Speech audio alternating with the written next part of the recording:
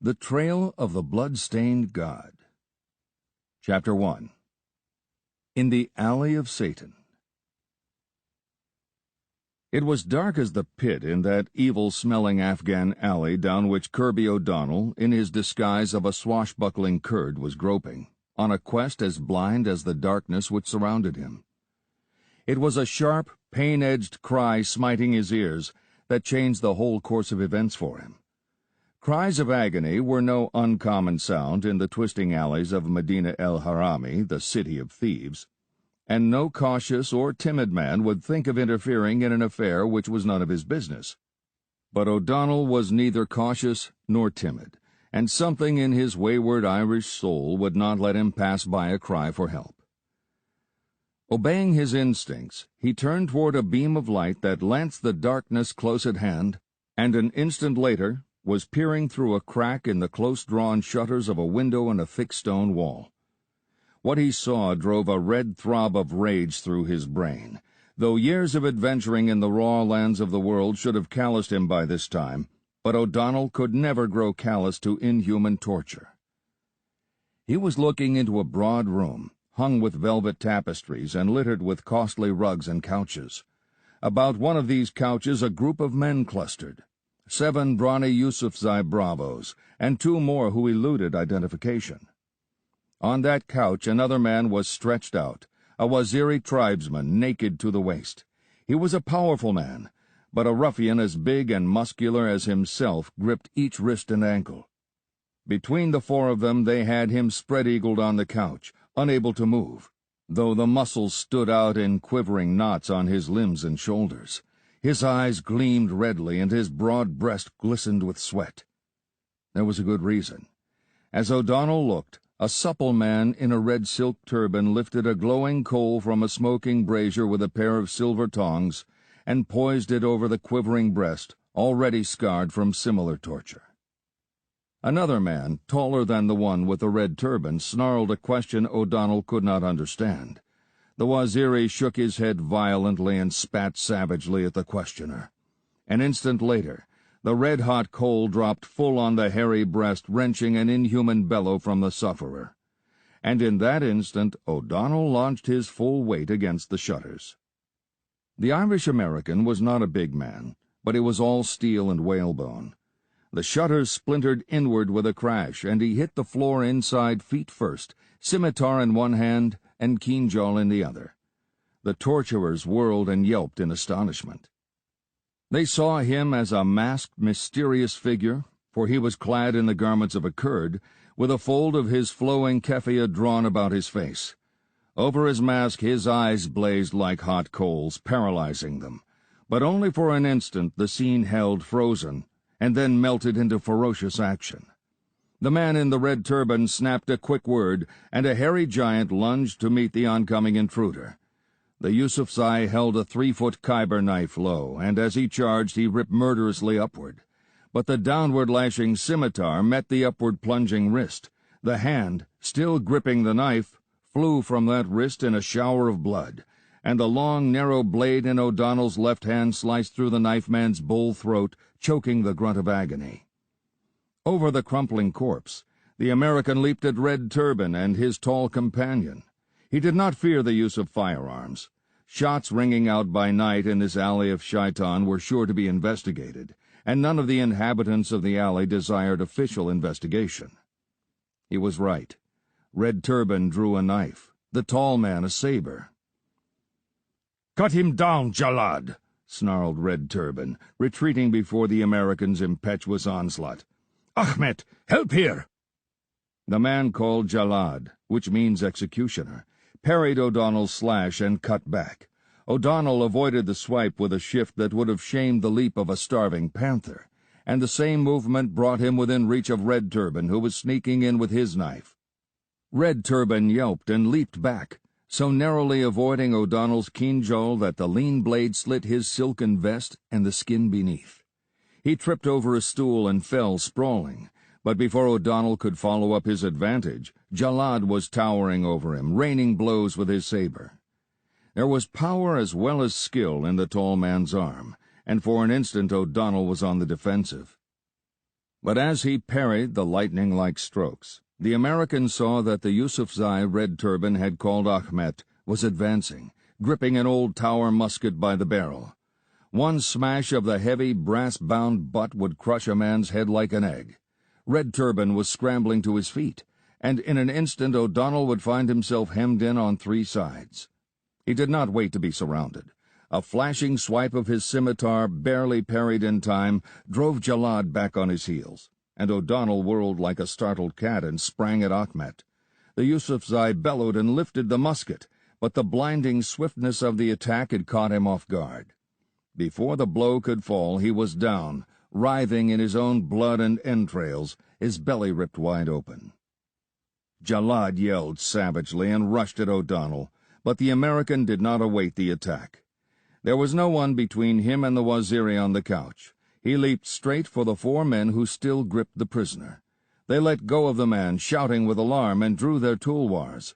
One struck viciously at the Waziri, but the man rolled off the couch, evading the blow. The next instant O'Donnell was between him and them. They began hacking at the American, who retreated before them, snarling at the Waziri. "Get out! Ahead of me, quick!" "Dogs!" screamed Red Turban as he and Jalad rushed across the room. "Don't let them escape!" "Come and taste of death thyself, dog!" O'Donnell laughed wildly, above the clangor of steel. But even in the hot passion of battle he remembered to speak with a Kurdish accent. The Waziri, weak and staggering from the torture he had undergone, slid back a bolt and threw open a door. It gave upon a small enclosed court. "Go," snapped O'Donnell. "Over the wall while I hold them back." He turned into the doorway, his blades twin tongues of death-edged steel. The Waziri ran stumblingly across the court, and the men in the room flung themselves howling at O'Donnell. But in the narrow door their very numbers hindered them. He laughed and cursed them as he parried and thrust. Red Turban was dancing around behind the milling, swearing mob, calling down all the curses in his vocabulary on the thievish Kurd. Jalad was trying to get a clean swipe at O'Donnell, but his own men were in the way. Then O'Donnell's scimitar licked out and under a flailing tulwar like the tongue of a cobra, and a Yusufzai, feeling chill steel in his vitals, shrieked and fell dying. Jalad, lunging with a full arm reach, tripped over the writhing figure and fell.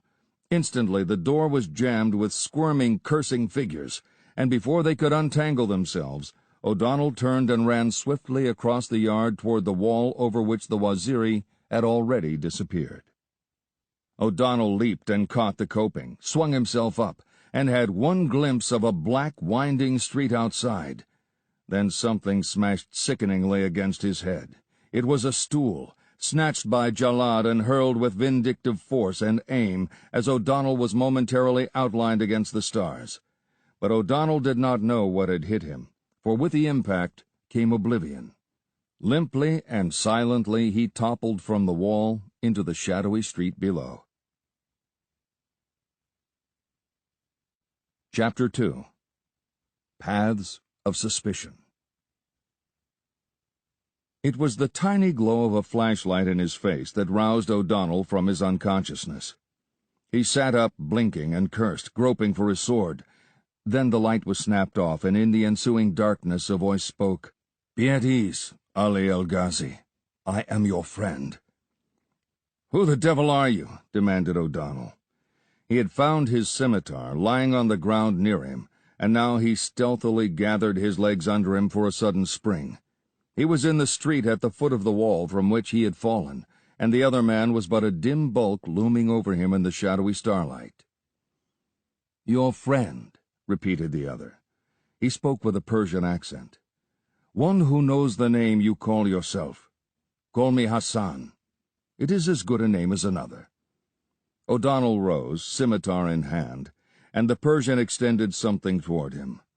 O'Donnell caught the glint of steel in the starlight, but before he could strike as he intended, he saw that it was his own kinjal Hassan had picked up from the ground and was offering him hilt first. "You are as suspicious as a starving wolf, Ali El-Ghazi," laughed Hassan. "But save your steel for your enemies." "Where are they?" demanded O'Donnell, taking the kinjal. "Gone, into the mountains. On the trail of the blood-stained god." O'Donnell started violently. He caught the Persian's khalat in an iron grip and glared fiercely into the man's dark eyes, mocking and mysterious in the starlight. "Damn you! What do you know of the blood-stained god?" His kinjal's sharp point just touched the Persian's skin below his ribs.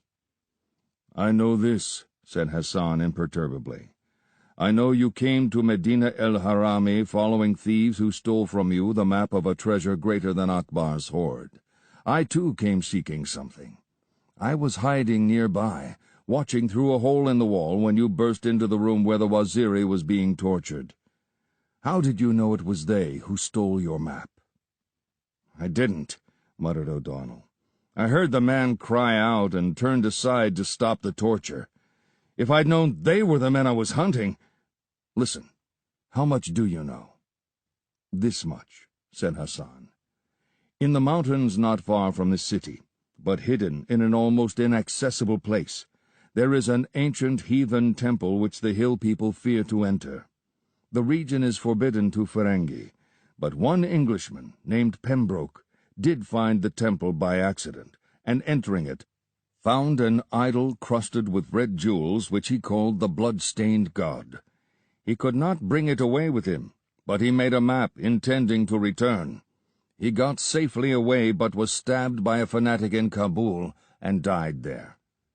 But before he died, he gave the map to a Kurd named Ali el-Ghazi." "Well?" demanded O'Donnell grimly. The house behind him was dark and still. There was no other sound in the shadowy street except the whisper of the wind and the low murmur of their voices. "The map was stolen," said Hassan. "By whom, you know." "I didn't know at the time," growled O'Donnell. "Later I learned the thieves were an Englishman named Hawkland and a disinherited Afghan prince named Jehungir Khan. Some skulking servant spied on Pembroke as he lay dying and told them. I didn't know either of them by sight, but I managed to trace them to the city. Tonight I learned they were hiding somewhere in the Alley of Shaitan. I was blindly searching for a clue to their hiding place when I stumbled into that brawl." "You fought them without knowing they were the men you sought," said Hassan. "The Waziri was one Yar Muhammad, a spy of Yaqub Khan, the Jawaki outlaw chief. They recognized him, tricked him into their house, and were burning him to make him tell them the secret trails through the mountains known only to Yaqub's spies. Then you came, and you know the rest." "All except what happened when I climbed the wall," said O'Donnell. "Somebody threw a stool," replied Hassan. "When you fell beyond the wall, they paid no more attention to you, either thinking you were dead or not having recognized you because of your mask. They chased the Waziri, but whether they caught and killed him or he got away, I don't know. I do know that after a short chase they returned, saddled horses in great haste, and set out westward, leaving the dead men where they fell. I came and uncovered your face then to see who you were, and recognized you." "Then the man in the red turban was Jehungir Khan," muttered O'Donnell. "But where was Hawkland?" "He was disguised as an Afghan, the man they called Jalad, the executioner, because he has killed so many men." "I never dreamed Jalad was a Ferengi," growled O'Donnell. "Not all men are what they seem," said Hassan casually. "I happen to know, for instance, that you are no Kurd at all, but an American named Kirby O'Donnell." Silence held for a brief tick of time, in which life and death poised on a hair-trigger. "And what then?" O'Donnell's voice was soft and deadly as a cobra's hiss. "Nothing. Like you, I want the Red God. That's why I followed Hawkland here. But I can't fight his gang alone. Neither can you. But we can join forces. Let us follow those thieves and take the idol away from them." "All right." O'Donnell made a quick decision. "But I'll kill you if you try any tricks, Hassan." "Trust me," answered Hassan. "Come, I have horses at the serai, better than the steed which brought you into the city of thieves." The Persian led the way through narrow, twisting streets, overhung with latticed balconies and along winding, ill-smelling alleys, until he stopped at the lamp-lit door of an enclosed courtyard. At his knock, a bearded face appeared at the wicket, and following a few muttered words, the gate swung open. Hassan entered confidently, and O'Donnell followed suspiciously. He half expected a trap of some sort. He had many enemies in Afghanistan, and Hassan was a stranger. But the horses were there, and a word from the keeper of the serai set sleepy servants to saddling them and filling capacious saddle pouches with packets of food. Hassan brought out a pair of high-powered rifles and a couple of well-filled cartridge belts. A short time later they were riding together out of the west gate, perfunctorily challenged by the sleepy guard. Men came and went at all hours in Medina el-Harami. It goes by another name on the maps, but men swear the ancient Moslem name fits it best. Hassan the Persian was portly but muscular, with a broad, shrewd face and dark, alert eyes. He handled his rifle expertly, and a scimitar hung from his hip. O'Donnell knew he would fight with cunning and courage when driven to bay, and he also knew just how far he could trust Hassan. The Persian adventurer would play fair just so long as the alliance was to his advantage. But if the occasion rose when he no longer needed O'Donnell's help, he would not hesitate to murder his partner if he could, so as to have the entire treasure for himself. Men of Hassan's type were ruthless as a king cobra. Hawkland was a cobra too, but O'Donnell did not shrink from the odds against them. 5 well-armed and desperate men. Wit and cold recklessness would even the odds when the time came. Dawn found them riding through rugged defiles, with frowning slopes shouldering on either hand, and presently Hassan drew rein at a loss. They had been following a well-beaten road, but now the marks of hoofs turned sharply aside and vanished on the bare rocky floor of a wide plateau. "Here they left the road," said Hassan. "Thus was Hawkland's steed shod, but we cannot trace them over those bare rocks. You studied the map when you had it. How lies our route from here?" O'Donnell shook his head, exasperated at this unexpected frustration. "The map's an enigma, and I didn't have it long enough to puzzle it out. The main landmark, which locates an old trail that runs to the temple, should be somewhere near this point, but it's indicated on the map as Akbar's castle. I never heard of such a castle, or the ruins of any such castle, in these parts or anywhere else." "Look!" exclaimed Hassan, his eyes blazing, as he started up in his stirrups, and pointed toward a great bare crag that jutted against the skyline some miles to the west of them. "That is Akbar's castle. It is now called the Crag of Eagles, but in old times they called it Akbar's castle. I have read of it in an old obscure manuscript. Somehow Pembroke knew that and called it by its old name to baffle meddlers. Come on, Jehungir Khan must have known that too. We're only an hour behind them, and our horses are better than theirs." O'Donnell took the lead, cudgeling his memory to recall the details of the stolen map. Skirting the base of the crag to the southwest, he took an imaginary line from its summit to 3 peaks forming a triangle far to the south. Then he and Hassan rode westward in a slanting course. Where their course intersected the imaginary line, they came on the faint traces of an old trail, winding high up into the bare mountains. The map had not lied, and O'Donnell's memory had not failed them. The droppings of horses indicated that a party of riders had passed along the dim trail recently. Hassan asserted it was Hawkland's party, and O'Donnell agreed. "They set their course by Akbar's castle, just as we did. We're closing the gap between us, but we don't want to crowd them too close. They outnumber us. It's up to us to stay out of sight until they get the idol. Then we ambush them and take it away from them." Hassan's eyes gleamed. Such strategy was joy to his Oriental nature. "But we must be wary," he said.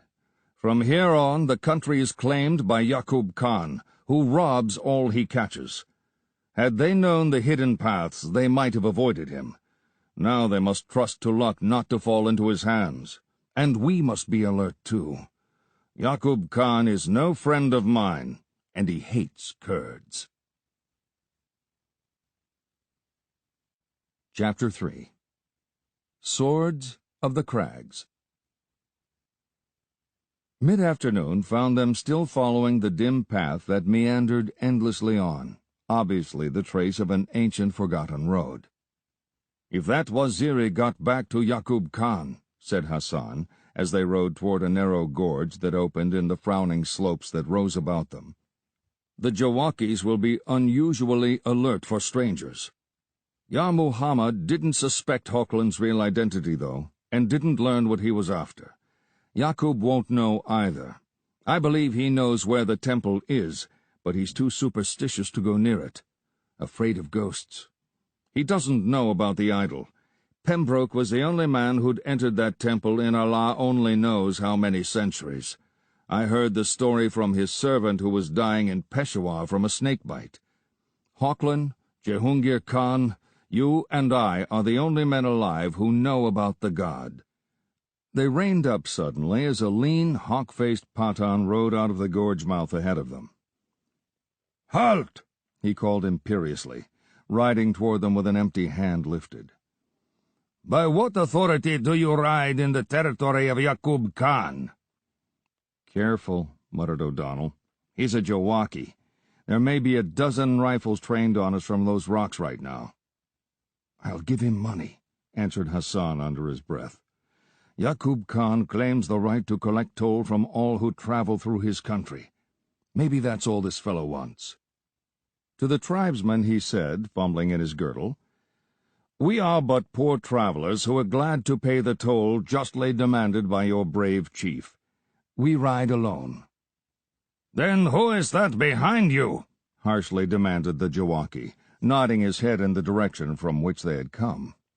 Hassan, for all his wariness, half turned his head, his hand still outstretched with the coins, and in that instant fierce triumph flamed in the dark face of the Jawaki, and in one motion, quick as the lunge of a cobra, he whipped a dagger from his girdle and struck at the unsuspecting Persian. But quick as he was, O'Donnell was quicker, sensing the trap laid for them. As the dagger darted at Hassan's throat, O'Donnell's scimitar flashed in the sun and steel rang loud on steel. The dagger flew from the Pathan's hand, and with a snarl he caught at the rifle butt which jutted from his saddle scabbard. Before he could drag the gun free, O'Donnell struck again, cleaving the turban and the skull beneath. The Jawaki's horse neighed and reared, throwing the corpse headlong, and O'Donnell wrenched his own steed around. "Ride for the gorge!" he yelled. "It's an ambush!" The brief fight had occupied a mere matter of moments. Even as the Jawaki tumbled to the earth, rifle shots ripped out from the boulders on the slopes. Hassan's horse leaped convulsively and bolted for the mouth of the defile, spattering blood at each stride. O'Donnell felt flying lead tuck at his sleeve as he struck in the spurs and fled after the fleeing Persian, who was unable to regain control of his pain-maddened beast. As they swept toward the mouth of the gorge, 3 horsemen rode out to meet them, proven swordsmen of the Jawaki clan, swinging their broad-bladed tulwars. Hassan's crazed mount was carrying him full into their teeth, and the Persian fought in vain to check him. Suddenly abandoning the effort, he dragged his rifle from its boot and started firing point-blank as he came on. One of the oncoming horses stumbled and fell, throwing its rider. Another rider threw up his arms and toppled earthward. The third man hacked savagely at Hassan as the maddened horse raced past, but the Persian ducked beneath the sweeping blade and fled on into the gorge. The next instant O'Donnell was even with the remaining swordsman, who spurred at him, swinging the heavy tulwar. The American threw up his scimitar, and the blades met with a deafening crash as the horses came together breast to breast. The tribesman horse reeled to the impact, and O'Donnell rose in his stirrups and, smiting downward with all his strength, beat down the lifted tulwar and split the skull of the wielder. An instant later, the American was galloping on into the gorge. He half expected it to be full of armed warriors, but there was no other choice. Outside, bullets were raining after him, splashing on rocks and ripping into stunted trees. But evidently the man who set the trap had considered the marksman hidden among the rocks on the slopes sufficient, and had posted only those 4 warriors in the gorge. for as O'Donnell swept into it, he saw only Hassan ahead of him. A few yards on, the wounded horse stumbled and went down, and the Persian leaped clear as it fell. "Get up behind me," snapped O'Donnell, pulling up, and Hassan, rifle in hand, leaped up behind the saddle. A touch of the spurs, and the heavily burdened horse set off down the gorge. Savage yells behind them indicated that the tribesmen outside were scampering to their horses, doubtless hidden behind the first ridge. They made a turn in the gorge, and the noises became muffled. But they knew the wild hillmen would quickly be sweeping down the ravine after them, like wolves on the death trail. "That Waziri spy must have gotten back to Yaqub Khan," panted Hassan. "They want blood, not gold. Do you suppose they've wiped out Hawkland?" "Hawkland might have passed down this gorge before the Jawakis came up to set their ambush," answered O'Donnell. "Or the Jawakis might have been following him when they sighted us coming and set that trap for us. I've got an idea Hawkland is somewhere ahead of us." "No matter," answered Hassan. "This horse won't carry us far. He's tiring fast. Their horses may be fresh. We'd better look for a place where we can turn and fight. If we can hold them off until dark, maybe we can sneak away." They had covered perhaps another mile, and already they heard faint sounds of pursuit far behind them, when abruptly they came out into a broad bowl-like place, walled by sheer cliffs. From the midst of this bowl, a gradual slope led up to a bottleneck pass on the other side, the exit to this natural arena. Something unnatural about that bottleneck struck O'Donnell, even as Hassan yelled and jumped down from the horse. A low stone wall closed the narrow gut of the pass. A rifle cracked from that wall, just as O'Donnell's horse threw up its head in alarm at the glint of the sun on the blue barrel. The bullet meant for the rider smashed into the horse's head instead. The beast lurched to a thundering fall, and O'Donnell jumped clear and rolled behind a cluster of rocks, where Hassan had already taken cover. Flashes of fire spat from the wall, and bullets whined off the boulders about them. They looked at each other with grim, sardonic humor. "Well, we've found Hawkland," said Hassan. "And in a few minutes Yaqub Khan will come up behind us, and we'll be between the devil and the deep blue sea." O'Donnell laughed heartily. But their situation was desperate. With enemies blocking the way ahead of them, and other enemies coming up the gorge behind them, they were trapped. The boulders behind which they were crouching protected them from the fire from the wall, but would afford no protection from the Jawakis when they rode out of the gorge.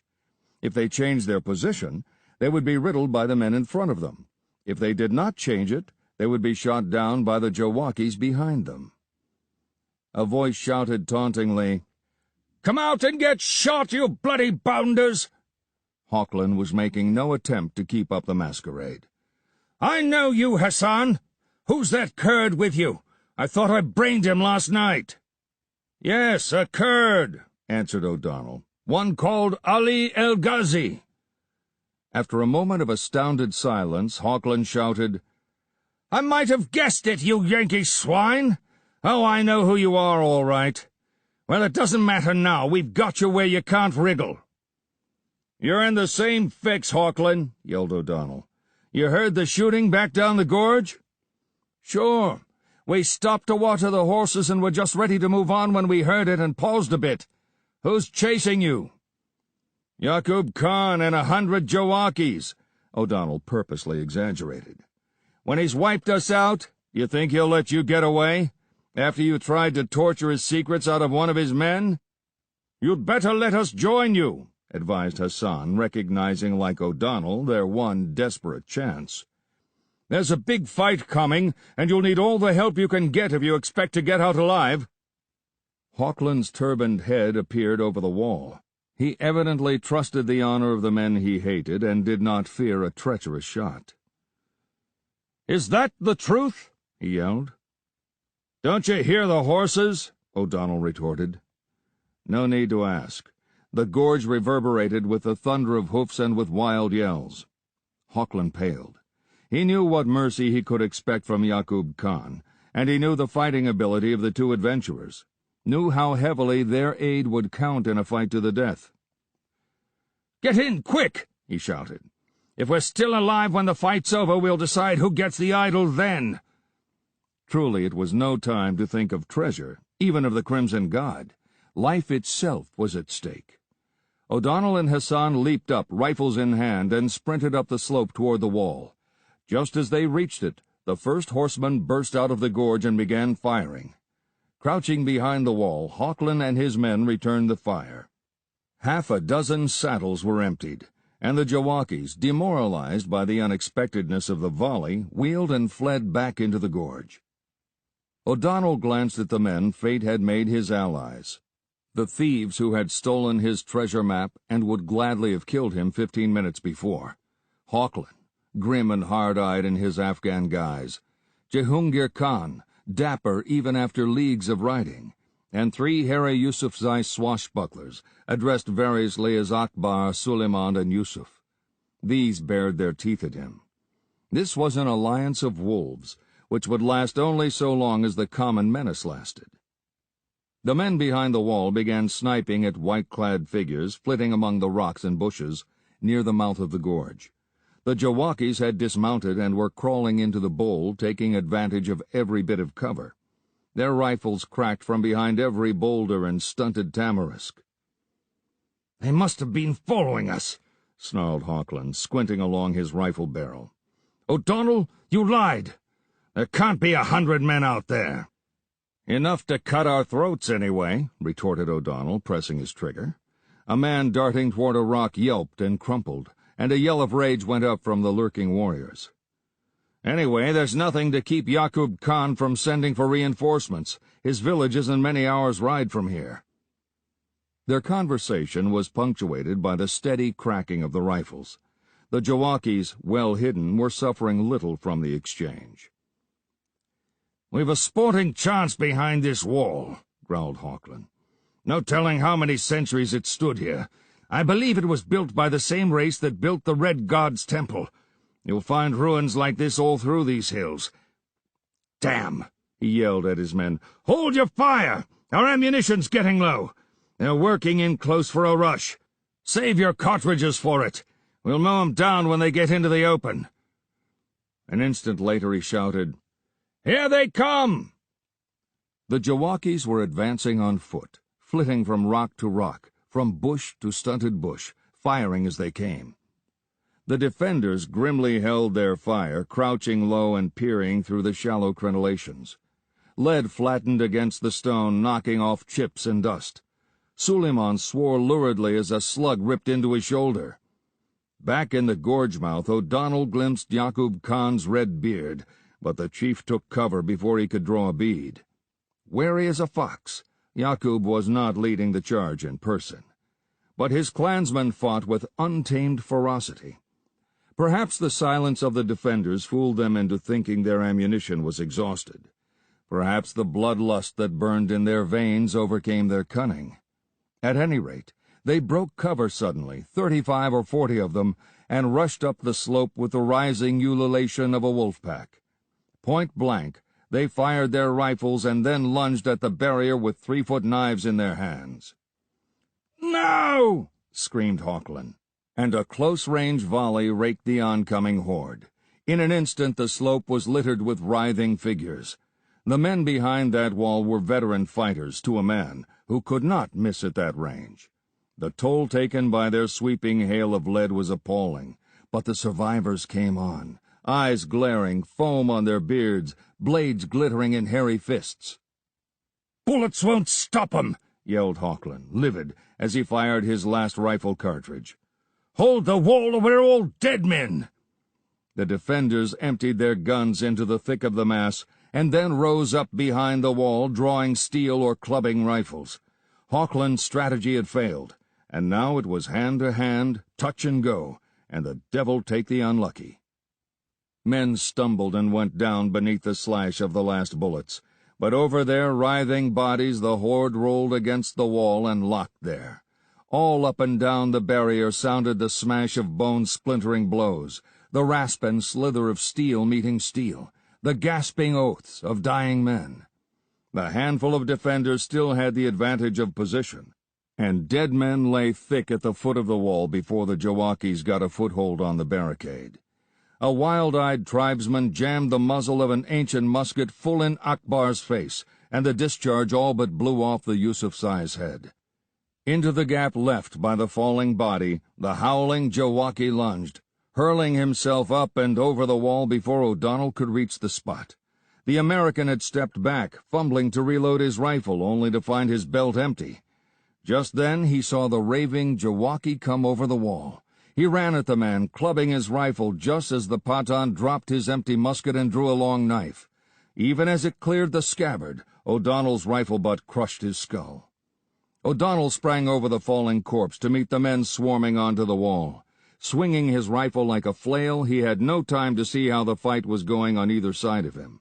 Hochland was swearing in English, Hassan in Persian, and somebody was screaming in mortal agony.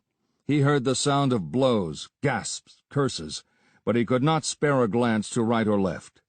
3 blood-mad tribesmen were fighting like wildcats for a foothold on the wall.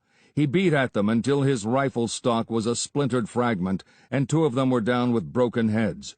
But the other, straddling the wall, grabbed the American with gorilla-like hands and dragged him into quarters too close to use his bludgeon. Half-throttled by those hairy fingers on his throat, O'Donnell dragged out his kinjal and stabbed blindly, again and again, until blood gushed over his hand, and with a moaning cry the Jawaki released him and toppled moaning from the wall. Gasping for air, O'Donnell looked about him, realizing the pressure had slackened. No longer the barrier was masked with wild faces. The Jawakis were staggering down the slope, the few left to flee. Their losses had been terrible, and not a man of those who retreated but streamed blood from some wound. But the victory had been costly. Suleiman lay limply across the wall, his head smashed like an egg. Akbar was dead. Yusuf was dying with a stab wound in the belly, and his screams were terrible. As O'Donnell looked, he saw Hochland ruthlessly end his agony with a pistol bullet through the head. Then the American saw Jehungir Khan, sitting with his back against the wall, his hands pressed to his body while blood seeped steadily between his fingers. The prince's lips were blue, but he achieved a ghastly smile. "Born in a palace," he whispered, "and I'm dying behind a rock wall. No matter. It is kismet. There is a curse on heathen treasure. Men have always died when they rode the trail of the blood-stained god." And he died, even as he spoke. Hochland, O'Donnell, and Hassan glanced silently at each other. They were the only survivors. 3 grim figures, blackened with powder smoke, splashed with blood, their garments tattered. The fleeing Jawakis had vanished in the gorge, leaving the canyon bowl empty except for the dead men on the slope. "Yaqub got away," Hochland snarled. "I saw him sneaking off when they broke. He'll make for his village, get the whole tribe on our trail. Come on. We can find the temple. Let's make a race of it. Take the chance of getting the idol and then making our way out of the mountains somehow before he catches us. We're in this jam together. We might as well forget what's past and join forces for good. There's enough treasure for the 3 of us." "There's truth in what you say," growled O'Donnell. "But you hand over that map before we start." Hochland still held a smoking pistol in his hand, but before he could lift it, Hassan covered him with a revolver. "I saved a few cartridges for this," said the Persian, and Hochland saw the blue noses of the bullets in the chambers. "Give me that gun. Now give the map to O'Donnell." Hochland shrugged his shoulders and produced the crumpled parchment. "Damn you! I cut a third of that treasure if we get it," he snarled. O'Donnell glanced at it and thrust it into his girdle. "All right. I don't hold grudges. You're a swine, but if you play square with us, we'll treat you as an equal partner. Eh, Hassan?" The Persian nodded, thrusting both guns into his girdle. "This is no time to quibble. It will take the best efforts of all 3 of us if we get out of this alive. Hochland, if the Jawakis catch up with us, I'll give you your pistol. If they don't, you won't need it." Chapter 4. Toll of the God. There were horses tied in the narrow pass behind the wall. The three men mounted the best beasts, turned the others loose, and rode up the canyon that wound away beyond the pass. Night fell as they traveled, but through the darkness they pushed recklessly on. Somewhere behind them, how far or how near they could not know, rode the tribesmen of Yaqub Khan, and if the chief caught them his vengeance would be ghastly. So through the blackness of the nighted Himalayas they rode, three desperate men on a mad quest, with death on their trail, unknown perils ahead of them, and suspicion of each other edging their nerves. O'Donnell watched Hassan like a hawk. Search of the bodies at the wall had failed to reveal a single unfired cartridge, so Hassan's pistols were the only firearms left in the party. That gave the Persian an advantage O'Donnell did not relish. If the time came when Hassan no longer needed the aid of his companions, O'Donnell believed the Persian would not scruple to shoot them both down in cold blood. But he would not turn on them as long as he needed their assistance, and when it came to a fight, O'Donnell grimly fingered his blades. More than once he had matched them against hot lead and lived. As they groped their way by the starlight, guided by the map which indicated landmarks unmistakable even by night, O'Donnell found himself wondering again what it was that the maker of that map had tried to tell him just before he died. Death had come to Pembroke quicker than he had expected.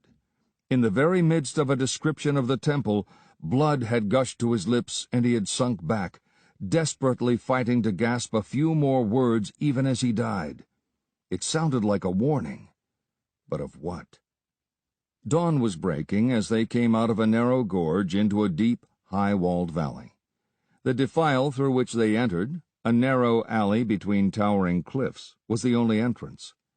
Without the map, they would never have found it.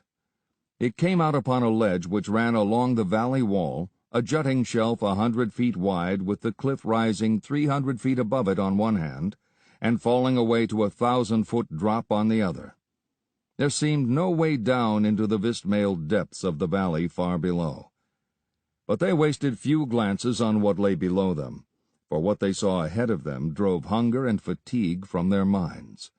There on the ledge stood the temple, gleaming in the rising sun. It was carved out of the sheer rock of the cliff, its great portico facing them. The ledge was like a pathway to its dully glinting door. What race, what culture it represented, O'Donnell did not try to guess.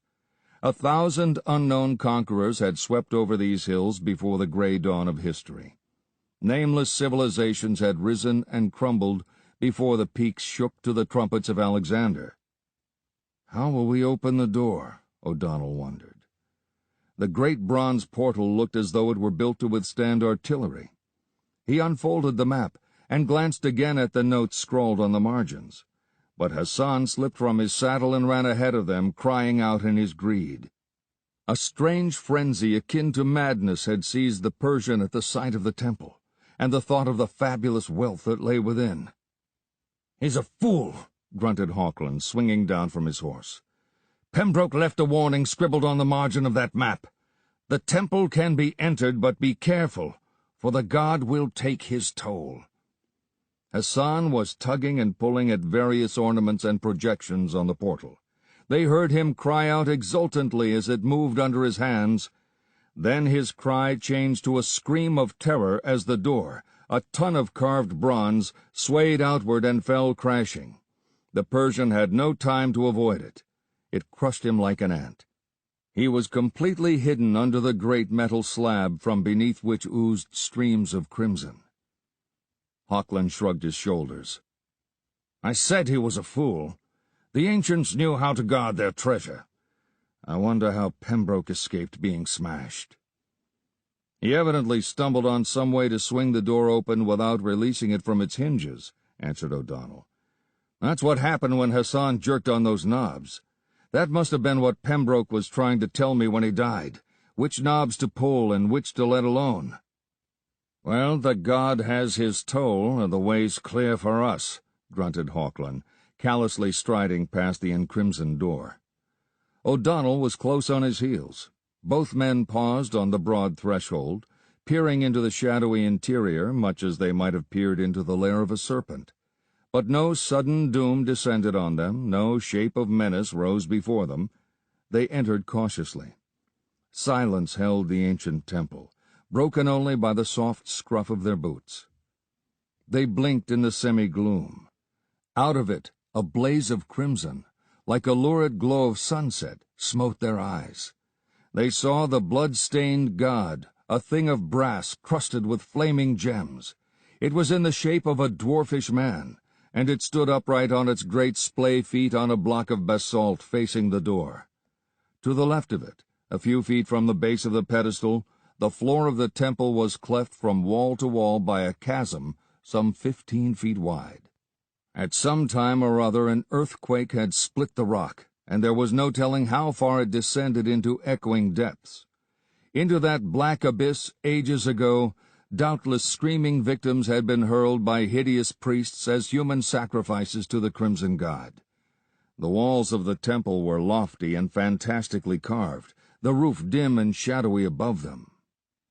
But the attention of the men was fixed avidly on the idol. It was brutish, repellent, a leprous monstrosity, whose red jewels gave it a repellently blood-splashed appearance. But it represented a wealth that made their brains swim. "God," breathed O'Donnell. "Those gems are real. They're worth a fortune." "Millions," panted Hawkland. "Too much to share with a damned Yankee." It was those words, breathed unconsciously between the Englishman's clenched teeth, which saved O'Donnell's life, dazzled as he was by the blaze of that unholy idol. He wheeled, caught the glint of Hawkland's saber, and ducked just in time. The whistling blade sliced a fold from his headdress. Cursing his carelessness, for he might have expected treachery, he leaped back, whipping out his scimitar. The tall Englishman came in a rush, and O'Donnell met him, close-pent rage loosing itself in a gust of passion. Back and forth they fought, up and down before the leering idol, feet scruffing swiftly on the rock, blades rasping, slithering and ringing, blue sparks showering as they moved through patches of shadow. Hawkland was taller than O'Donnell, longer of arm, but O'Donnell was equally strong and a blinding shade quicker on his feet. Hawkland feared the naked keenjaw in his left hand more than he did the scimitar, and he endeavored to keep the fighting at long range, where his superior reach would count heavily.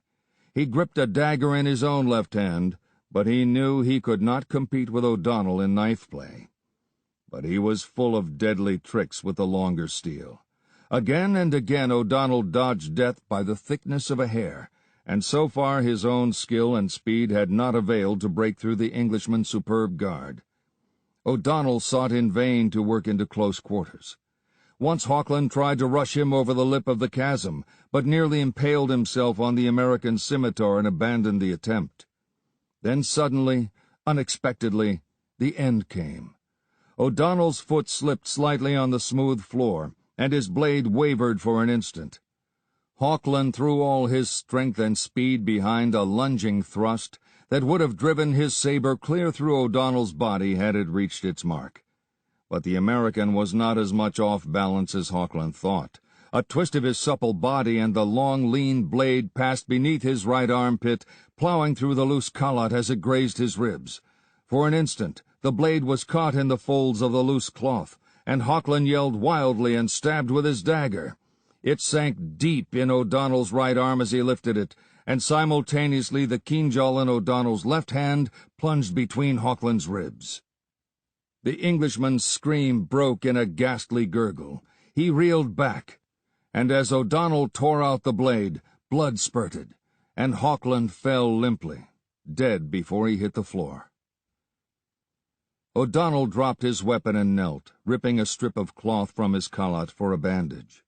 His wounded arm was bleeding freely, but a quick investigation assured him that the dagger had not severed any important muscle or vein. As he bound it up, tying knots with his fingers and teeth, he glanced at the blood-stained god which leered down on him and the man he had just slain. It had taken full toll, and it seemed to gloat, with its carven gargoyle face. He shivered. Surely it must be accursed. Could wealth gained from such a source, and at such a price as the dead man at his feet, ever bring luck? He put the thought from him. The red god was his, bought by sweat and blood and sword strokes. He must pack it on a horse and be gone before the vengeance of Yaqub Khan overtook him. He could not go back the way he had come. The Jawakis barred that way. He must strike out blind, through unfamiliar mountains, trusting to luck to make his way to safety. "Put up your hands!" It was a triumphant shout that rang to the roof. In one motion he was on his feet, facing the door. Then he froze. 2 men stood before him, and one covered him with a cocked rifle. The other was tall, lean, and red-bearded. "Yaqub Khan!" ejaculated O'Donnell. The other man was a powerful fellow who seemed vaguely familiar. "Drop your weapons," the chief laughed harshly. "You thought I'd run away to my village, did you not? Fool! I sent all my men but one, who was the only one not wounded, to rouse the tribe, while with this man I followed you. I have hung on your trail all night, and I stole in here while you fought with that one on the floor there. Your time has come, you Kurdish dog. Back, back, back!" Under the threat of the rifle, O'Donnell moved slowly backward until he stood close to the black chasm. Yaqub followed him at a distance of a few feet, the rifle muzzle never wavering. "You have led me to treasure," muttered Yaqub, squinting down the blue barrel in the dim light. "I did not know this temple held such an idol.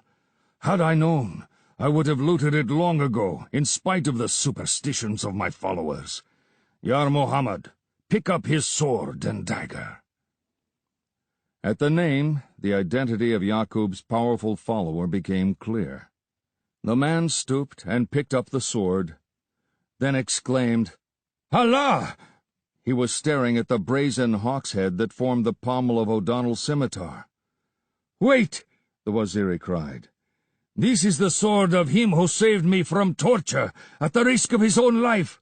His face was covered, but I remember the hawk head on his hilt. This is that Kurd." "Be silent," snarled the chief. "He is a thief, and he dies." "Nay!" The Waziri was galvanized with the swift, passionate loyalty of the hillman. "He saved my life, mine, a stranger. What have you ever given me but hard tasks and scanty pay? I renounce my allegiance, you Jawaki thief." "Dog!" roared the chief, whirling on Yar Muhammad, who sprang back, being without a gun. Yaqub Khan fired from the hip, and the bullet sheared a tuft from the Waziri's beard. Yar Muhammad yelled a curse and ran behind the idol's pedestal. At the crack of the shot, O'Donnell was leaping to grapple with the chief, but even as he sprang, he saw he would fail. With a snarl, Yaqub turned the rifle on him, and in that fleeting instant O'Donnell knew death would spit from that muzzle before he could reach the Jawaki. Yaqub's finger hooked the trigger. And then Yar Muhammad hurled the idol. His mighty muscles creaked as he threw it. Full against the Jawaki it crashed, bearing him backward over the lip of the chasm. He fired wildly as he fell, and O'Donnell felt the wind of the bullet. One frenzied shriek rang to the roof as idol and man vanished together. Stunned, O'Donnell sprang forward and gazed down into the black depths. He looked and listened long, but no sound of their fall ever welled up to him. He shuddered at the realization of that awful depth, and drew back involuntarily. A hard hand on his shoulder brought him around to look into the grinning, bearded countenance of Yar Muhammad. "Thou art my comrade henceforth," said the Waziri. "If thou art he who calls himself Ali el-Ghazi, is it true that a Ferengi lurks beneath those garments?" O'Donnell nodded, watching the man narrowly. Yar Muhammad but grinned the more widely. "No matter. I have slain the chief I followed, and the hands of his tribe will be lifted against me. I must follow another chief, and I have heard many tales of the deeds of Ali el-Ghazi. Wilt thou accept me as thy follower, Sahib?" "Thou art a man after mine own heart," said O'Donnell, extending his hand white man fashion. "Allah favor thee!" Yar Muhammad exclaimed joyously, returning the strong grip. "And now let us go swiftly. The Jawakis will be here before many hours have passed, and they must not find us here. But there is a secret path beyond this temple which leads down into the valley, and I know hidden trails that will take us out of the valley and far beyond their reach before they can get here. Come." O'Donnell took up his weapons and followed the Waziri out of the temple. The idol was gone forever, but it had been the price of his life. And there were other lost treasures that challenged a restless adventurer. Already his Irish mind was flying ahead to a search of hidden, golden hoards celebrated in 100 other legends. "Alhamdulillah," he said, and laughed with the sheer joy of living as he followed the Waziri to the place where they had left the tethered horses.